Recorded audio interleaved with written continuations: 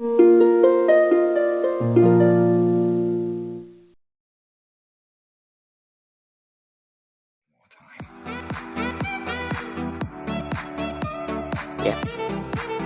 salam literasi. Masih semangat yang sama. Puisi itu nutrisi. Jadi kita masih akan awali dengan pembacaan puisi. Di awalnya nanti kita lanjutkan dengan ngalor ngidul aja, ngobrol ngalor ngidul. Hari ini saya ingin membacakan puisi Empat Tanya karya Bang Indra Intisa. Ini ada di kumpulan bukunya Aku Beri Kau Nama Tuan Bukan Bulan.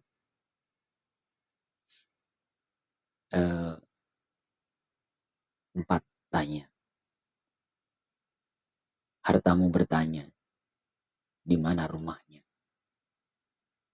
Ia ingin tidur dan istirahat, melepas lelah. Punggungnya pegal, tiap waktu menggendongmu. Jabatanmu bertanya, di mana kursinya? Ia ingin duduk dan bersantai, melepas penat. Kakinya kaku, setiap waktu membawamu berlari. Kekuasaanmu bertanya, di mana mahkotanya? Ia ingin bermain-main sejenak, melepas kekakuan. Kepalanya panas, setiap waktu kau perintah. Anak istrimu bertanya, di mana mereka? Ia lupa jati dirinya, lupa asalnya, lupa tujuannya, lupa rumahnya. Saban hari kau jamu dengan lupa. 2017. Bang Indra Intisa ini dalam puisi-puisinya sejauh yang saya baca, karena saya mengenal beliau di salah satu acara workshop penulisan puisi. Puisi-puisinya cukup mengajak kita merenung. Biasanya begitu. Kalau saya baca itu di ujung-ujung puisi itu membuat kita menunduk dan merenung. Seperti puisi Empat Tanya ini. Ini kan pertanyaan tentang harta, jabatan, kekuasaan, dan keluarga kita. Ini bikin kita, gitu ya. Selama ini harta ini sibuk kita kejar-kejar, gitu. Jabatan sibuk kita bawa berlari, membuat kita berlari-lari tanpa henti. Kekuasaan sibuk kita nikmati dengan membentak-bentak, berikan perintah. Dan keluarga justru sih seringkali kita lupakan. Jelek gitu ya. Dan inilah yang momentum-momentum seperti inilah yang diambil oleh seorang pemuisi untuk membuat sang pembaca kembali. Kan kebayang ya bagaimana suasana hati penulis puisi itu sendiri saat menuliskannya. Jadi dia kan sebenarnya sedang menunduk juga. Gitu. Saya ingat pernah ada satu percakapan di serambi masjid dekat rumah saya. Sudah lama sebenarnya ya, tapi saya masih ingat pertanyaannya karena percakapannya, karena menarik menurut saya. Jadi ada salah satu jamaah tetangga saya yang bercerita bahwa saya itu tiba-tiba kok ingat dekat masjid itu belum lama katanya. Dia mulai tersadar dan rajin berjamaah di masjid itu belum lama.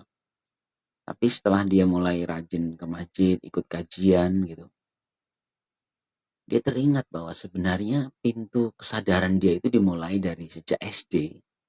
Dia pernah belajar ngaji gitu ya. Setelah itu ngaji itu dengan seorang ustadz yang beberapa petuahnya itu tiba-tiba seperti terpanggil kembali di usia setelah dewasa, jauh dewasa baru tersadar tiba-tiba petuah-petuah ustadz yang zaman ngaji kecil dulu tiba-tiba kepanggil sebenarnya. Dan inilah menurut saya indahnya kebaikan yang ditebarkan. Jadi kata-kata inspirasi positif itu ketika ditebarkan saja gitu, bisa jadi dia belum menyentuh hati kita pada saat itu, tapi di waktu lain tiba-tiba dia seperti terpanggil kembali. Jadi tetangga saya cerita ini ketika dia saat ikut kajian di kantornya tentang suatu yang tiba-tiba dia uh, terinspirasi gitu ya sampai agak terharu dengan kondisi dia selama ini dia melupakan dia berjarak dengan Tuhannya gitu ya. Setelah itu tiba-tiba dia ingat betul bahwa ingat semua nasihat-nasihat ustadznya di waktu kecil itu masuk semua. Bahwa ternyata kan nasihat-nasihat itu tidak hilang gitu. Dia ada di sini dan tinggal dipanggil kembali. Nah, momentum memanggil kembali itulah yang menjadi misteri buat kita semua. Seperti apa kasih itu akan datang kepada kita.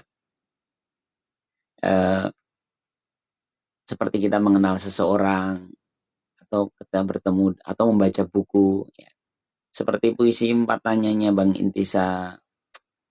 Indra Intisa ini bisa jadi menjadi amal jariah dia ya. Karena kalau suatu saat ada orang membaca tiba-tiba teringat, apa selama ini saya kejar-kejar gitu.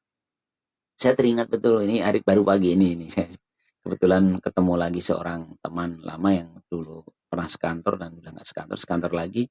Terus saya ngeliat di rak buku saya ada buku ini dan saya teringat bahwa dulu rasanya buku ini itu Tarbiyah Ruqyah ya Abdullah Nasir Ulwan. Ini tuh termasuk buku yang menginspirasi saya untuk belajar kembali tentang agama gitu ya. Setelah saya di pesantren dulu tiba-tiba kebuka pintunya itu setelah baca buku ini tuh, wah, dan saya merasa sangat terima kasih sama teman yang meminjamkan buku ini. Jadi ternyata cara cara Allah menyelup kita itu, memberikan celupan, lalu mengubah kita itu dengan cara yang indah. Dan kita seperti kadang-kadang nggak ngeh gitu, terpantik. Entah itu lewat buku, entah itu lewat obrolan, entah itu lewat puisi. Karena itu maka ini juga yang sebenarnya memotivasi. Baru kemarin saya cerita sama istri saya itu dalam kondisi yang pandemi, kita jarang dipertemukan dengan orang. Saya yang punya kesukaan ngobrol, ngopi bareng, tiba-tiba nggak punya ruang-ruang itu dan tapi nggak boleh berhenti kan. Gitu. Berbagi sesuatu itu kan nggak boleh berhenti. Mungkin kelemahan saya sekarang saya nggak bisa berbincang nih, ya, karena saya hanya ngomong sendiri gitu, nggak bisa ngobrol bertukar pikiran gitu. Saya akhirnya uh, baca buku, nonton film, ya, baca berita, kadang chatting, masuk di grup, ya itu bagian dari bagaimana memberikan asupan ke saya. Lalu saya akan sampaikan aja di sini seperti ini bagian dari siapa tahu suatu saat saya juga lupa atau mungkin saya bisa memantik sesuatu yang ternyata gitu, memantik kebaikan, inspirasi kebaikan dan itu tentu harapannya ya. Karena tarikan-tarikan baik dan buruk itu kan di mana-mana ya. Bahkan kalau saya lihat sih tarikan buruk itu lebih lebih dahsyat gitu ya. Saya kemarin nonton film ada satu teroris, tokoh teroris ya. Film ini film serial sih. Tokoh teroris yang dia ingin menyebarkan teror biologi ya, bom biologi. Jadi dia bikin bikin virus yang akan dia lemparkan ke air dan pabrik-pabrik bir gitu di Amerika lah ceritanya. Tapi terus dia ditangkap oleh FBI gitu. Dan ketika dia mau menyebarkan virusnya itu, dia ngeliat di luar ada FBI udah mulai masuk ke apartemennya. Apa yang dia lakukan? Dia langsung mengunggah mengunggah ide-ide dia dan racikan virusnya itu dia unggah dalam internet. Terus sebelum polisi masuk mau menembak dia minum racun. Dia mati sambil tertawa bahwa saya sudah menyebarkannya gitu. Aneh kan ya. Orang jahat tapi dia nggak mau kematiannya itu menghentikan niat-niat jahat dia itu. Dia menyebarkan niat ide-ide jahatnya dia dalam internet. Dan ketika FBI mengecek itu sudah diunggah dan sudah ada beberapa yang mengupload ya, mengunduh. Jadi akhirnya udah susah juga, resepnya udah diambil oleh banyak orang. Jadi artinya bisa jadi ada teroris yang sama di suatu hari nanti melanjutkan kerja dia untuk meracuni masyarakat. Ngeri banget ya. Saya ingat itu kan ada istilah su'ul khuluqi yu'di. Su'ul khuluqi yu'di. Akhlak yang buruk itu memang menyebar. Kebayang ya bagaimana ide setan itu ketika dalam pikiran kita mau melakukan suatu kejahatan itu cepat menyebar. Kenapa kita ketika ada inspirasi yang sedikit positif gitu, kenapa nggak segera kita sebarkan? Ya, sebaliknya kan begitu. Sehingga ketika suatu saat ada seorang nggak sengaja ngeklik ini gitu, atau mungkin anak-anak saya di suatu hari nanti entah di tahun berapa, karena konten saya bukan konten yang menarik, jadi mungkin nggak ada yang nonton. Tapi ketika ada yang nonton terus ketemu, mungkin untuk yang konten hari ini mungkin nggak banyak inspirasi positifnya, tapi paling tidak kan kita akan mengais-ngais. Ya. Seperti puisi tadi itu, pertanyaan-pertanyaan tentang harta, kekuasaan, eh, jabatan, dan keluarga. Seberapa posisi di kepala kita, seberapa itu letakkan dalam posisi, seberapa kita letakkan dalam hidup kita, dan itu sudah pas nggak sih kita meletakkan itu. Itu kan tiba-tiba nanti ketika kita baca puisi itu atau mungkin ketika mendengar konten ini, kita langsung kepikiran coba mundur ke belakang, meracik-racik itu kira-kira ada yang salah nggak sih dalam kehidupan kita. Sehingga nanti ketika kita menjalani ke depan, kita sudah menjadi bagian dari kebaikan itu. Perubahan dari perubahan menuju yang lebih baik. Wallahu a'lam bishawab. Semoga menginspirasi.